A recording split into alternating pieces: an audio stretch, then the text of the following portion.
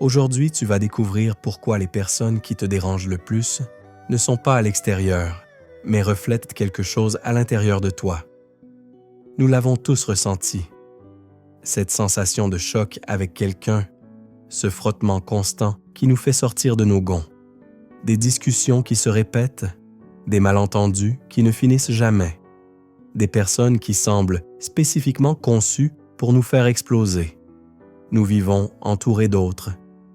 Mais souvent, cette cohabitation se transforme en bataille silencieuse.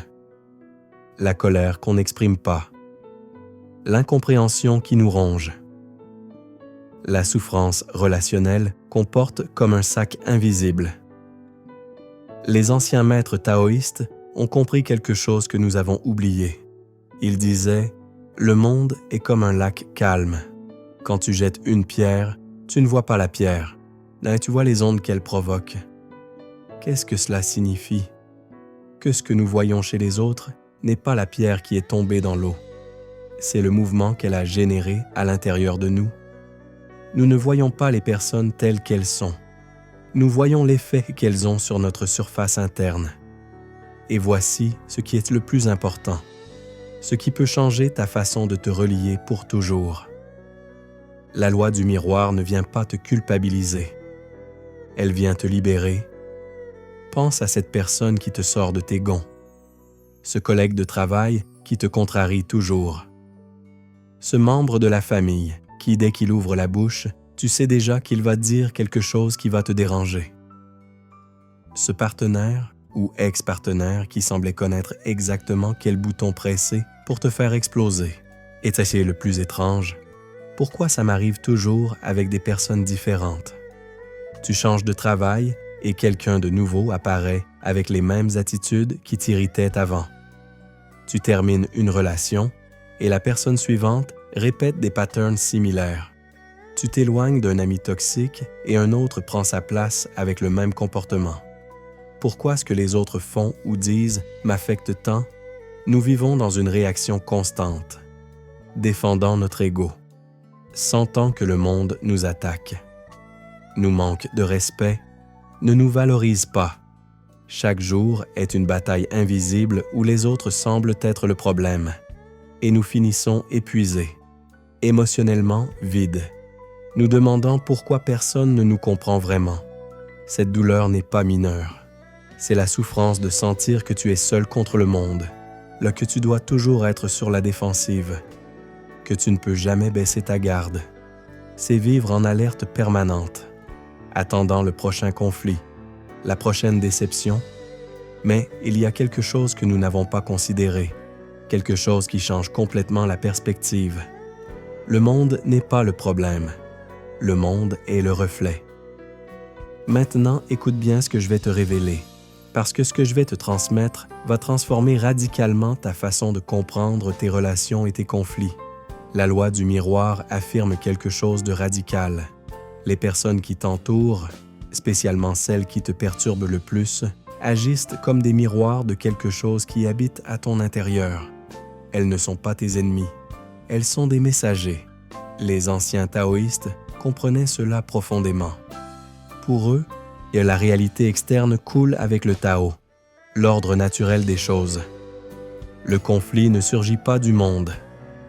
Il surgit de notre résistance à ce que nous voyons reflété en lui. Quand nous nous battons avec ce qui est à l'extérieur, en réalité, nous nous battons avec nous-mêmes. Écoute ceci avec attention. Tu ne vois pas les personnes comme elles sont.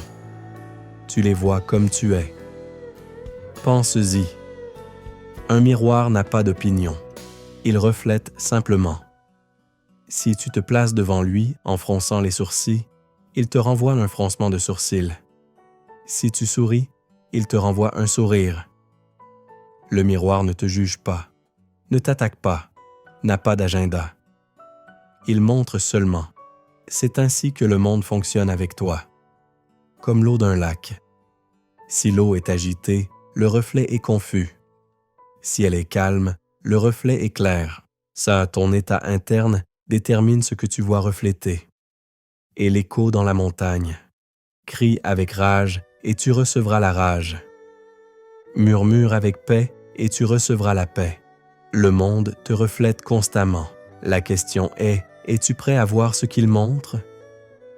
Maintenant, je vais te révéler les 10 clés essentielles de la loi du miroir. 10 vérités qui vont transformer ta façon de voir chaque conflit, chaque personne difficile, chaque situation qui te perturbe. Clé 1. La personne est un masque. Le mot personne vient du latin persona, qui signifiait originalement masque théâtral. Les acteurs romains utilisaient des masques pour représenter différents personnages, et c'est exactement ce que nous faisons tous, chaque jour, sans nous en rendre compte. Nous utilisons des masques sociaux. Depuis enfants, nous apprenons qu'il y a des parties de nous qui sont acceptables et d'autres qui ne le sont pas. Nous apprenons à nous comporter d'une certaine manière pour recevoir amour, approbation, sécurité. Nous construisons une image sociale. Le fils obéissant, l'employé efficace, l'ami amusant, le partenaire compréhensif. Mais cette image n'est pas toute notre vérité. C'est seulement la version que nous croyons que le monde veut voir. Derrière chaque masque, il y a des émotions réprimées, des désirs cachés, des peurs non exprimées. Il y a de la rage contenue, de la tristesse gardée, des besoins non satisfaits. Et tout ce que nous cachons ne disparaît pas. Il reste vivant en nous, pressant pour sortir. Le Tao Te Ching dit « Celui qui connaît les autres est sage. Oh, celui qui se connaît lui-même est illuminé. » Les taoïstes comprennent que la vraie nature de l'être est spontanée, fluide, sans artifice. Le problème n'est pas d'avoir des masques sociaux. Le problème est d'oublier que nous les portons. C'est confondre le masque avec notre vraie essence. Quand tu vis identifié complètement avec ton masque, tu deviens rigide. Tu ne peux pas couler. Et chaque fois que quelqu'un menace cette image que tu as construite, tu le sens comme une attaque personnelle. Tu réagis avec violence parce que tu crois que ta survie est en jeu. Clé 2. Ego, ombre et masque se reflètent dans le monde. Carl Jung, le psychologue suisse, avait une idée révolutionnaire. Tout ce que nous réprimons de nous-mêmes ne disparaît pas. Ça va vivre dans ce qu'il appelait l'ombre. Et cette ombre, cette partie niée de toi, et ne reste pas tranquille. Elle se projette dans le monde. Tu la vois chez les autres. Ton ego est l'identité que tu as construite. Je suis une personne patiente. Je suis généreux. Je ne suis pas égoïste. Mais pour maintenir cette identité, tu as dû nier d'autres parties de toi. Tu as réprimé ton impatience, ton avarice, ton égoïsme naturel. Ces parties ne disparaissent pas. Elles deviennent ton ombre. Et voici ce qui est fascinant. Tout ce que tu nies en toi, tu commences à le voir exagéré chez les autres. Si tu as réprimé ta colère parce que tu as appris que les bonnes personnes ne se mettent pas en colère, alors les personnes en colère te seront intolérables. Pas seulement gênantes, mais presque offensantes à un niveau viscéral. Pourquoi? Parce qu'elles expriment ce que tu ne te permets pas. Le symbole du yin et du yang est parfait ici. Lumière et obscurité, chacune contenant une graine de l'autre. Les taoïstes n'ont jamais prétendu éliminer l'obscurité, mais l'intégrer. Ils ont compris que nier n'importe quel aspect de l'existence crée un déséquilibre. Lao Tzu disait « Reconnais le beau, et tu connaîtras le laid. Reconnais le bien, et tu connaîtras le mal. Tu ne peux pas avoir l'un sans l'autre. » Essayer d'être seulement lumière, c'est créer une ombre encore plus dense. Clé 3. L'autre montre ce que tu ne vois pas de toi. Les personnes qui t'attirent le plus et celles qui te repoussent le plus remplissent la même fonction. Te montrer quelque chose de toi-même que tu n'as pas intégré dans ta conscience. L'attraction intense et le rejet intense sont deux faces de la même pièce. Or, quand quelqu'un te fascine de manière disproportionnée, souvent c'est parce que tu vois en cette personne des qualités que tu as, mais que tu n'as pas développées ou reconnues. De la même manière, quand quelqu'un t'irrite profondément, il te montre quelque chose que tu ne veux pas voir de toi. Son arrogance te dérange parce que toi aussi tu as de l'arrogance que tu nies. Sa faiblesse te frustre parce que toi aussi tu as des faiblesses que tu ne te permets pas de montrer. Le neutre ne génère pas de réaction. Si quelqu'un fait quelque chose et tu l'observes simplement sans charge émotionnelle, ça ne dit rien sur toi. Mais quand il y a charge, quand il y a émotion intense, il y a projection. Il y a quelque chose de toi là-dehors. Clé 4. Le jugement est toujours une confession. Chaque fois que tu juges quelqu'un, et tu confesses quelque chose sur toi-même. Le jugement n'est pas une déclaration sur l'autre. C'est une révélation de ta propre blessure, de ton propre conflit interne, de ta propre ombre. Juger est différent de discerner. Le discernement est neutre. Cette personne a ce comportement et je préfère ne pas être proche. Le jugement a une charge émotionnelle. Cette personne est terrible. Elle m'indigne. Comment peut-elle être ainsi? Cette charge émotionnelle est le signal. Quand tu juges, il y a quelque chose en toi qui se sent menacé, questionné ou reflété. Le jugement surgit du besoin de l'ego de se différencier, de se sentir supérieur, de protéger l'image qu'il a construite de lui-même. Derrière chaque jugement, il y a une histoire personnelle. Si tu juges durement les personnes irresponsables, probablement tu as porté trop de responsabilités depuis jeune, et il y a une partie de toi qui aspire à être irresponsable un moment. Chuang-Tzu, le grand maître taoïste, demandait « Comment puis-je savoir qu'aimer la vie n'est pas une tromperie? Comment puis-je savoir que craindre la mort n'est pas comme un enfant perdu qui ne connaît pas le chemin vers la maison? » Son point était que tous nos jugements sur ce qui est bon et mauvais, correct et incorrect, sont relatifs et teints par notre perspective limitée. Le Tao ne juge pas. L'eau coule vers le bas, sans décider si c'est bon ou mauvais. Clé 5. Tu ne réagis pas au fait, mais à ton interprétation. Entre le fait et ta réaction, il y a un espace. Dans cet espace vit ton esprit interprétant, donnant du sens, racontant une histoire. Tu ne réagis pas à ce qui arrive. Tu réagis à l'histoire que tu te racontes sur ce qui arrive. Quelqu'un ne te salue pas dans la rue. C'est le fait objectif. Mais ton esprit crée immédiatement une histoire. Il m'a ignoré. Il est fâché contre moi. Je ne lui plais pas. Quelle personne grossière. Chacune de ces interprétations génère une émotion différente. Et aucune n'est nécessairement vraie. Peut-être cette personne était distraite, préoccupée, ne t'a pas vu. Mais toi, tu as déjà réagi. Non pas au fait de ne pas être salué, mais à l'histoire que tu as créée. Les taoïstes parlent de Wu Wei, action sans forcer, ou plus précisément, action qui surgit de la perception directe de la réalité, pas de nos projections mentales sur elle. Lao Tzu disait « L'esprit du sage est comme un miroir.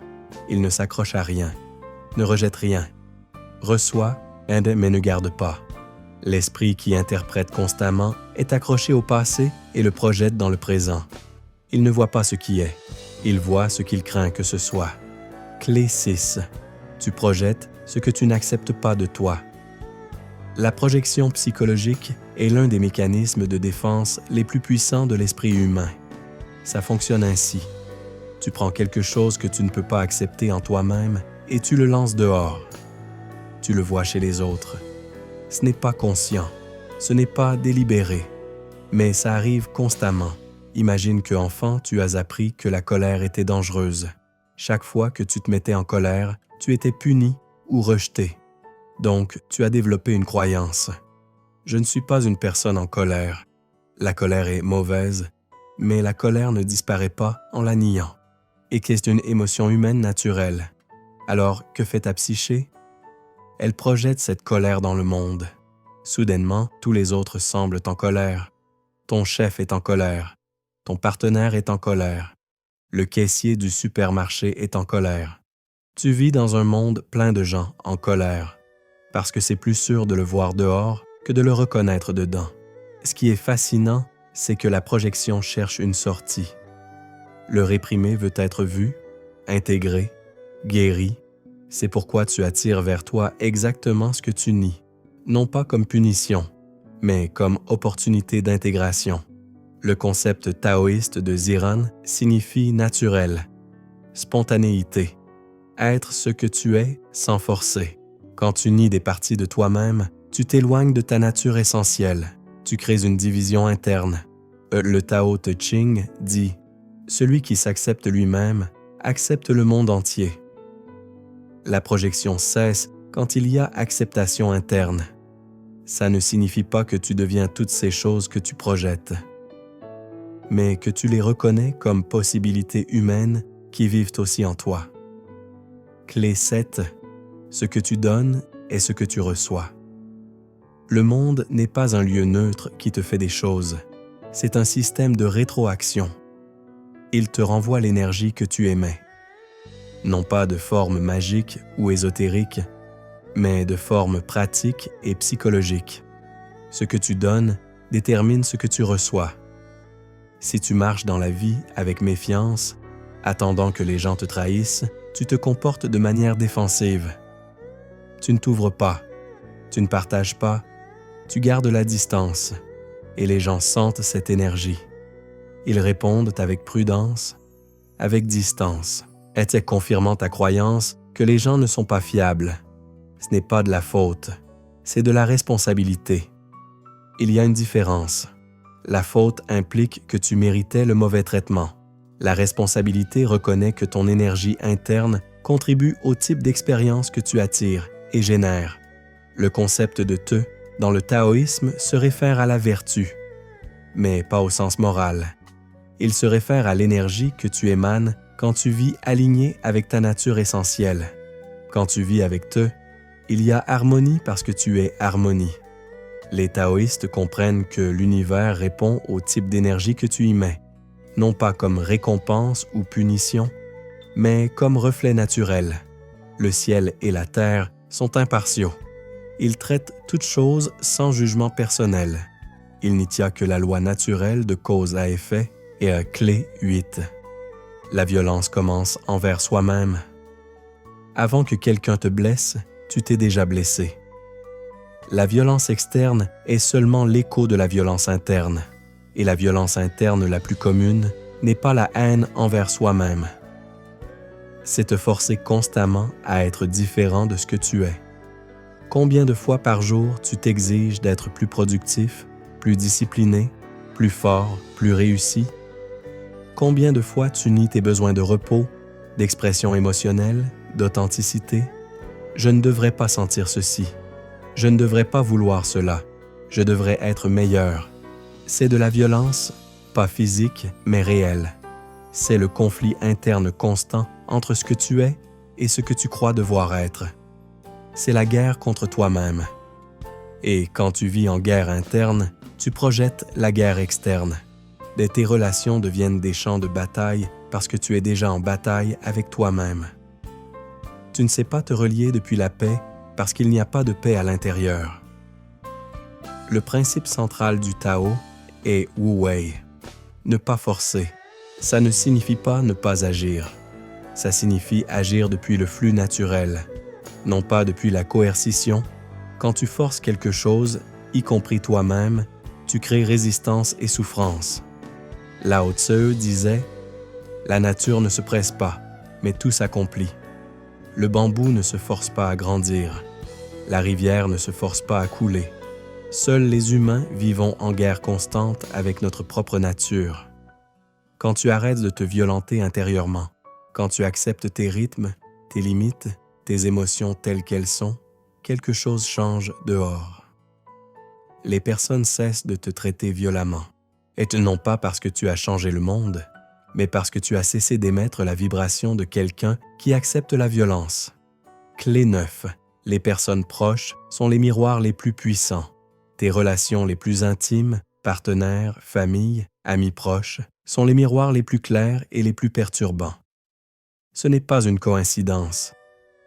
L'intimité active les projections les plus profondes parce que c'est seulement avec eux que nous nous ouvrons suffisamment pour qu'ils touchent à nos blessures les plus anciennes.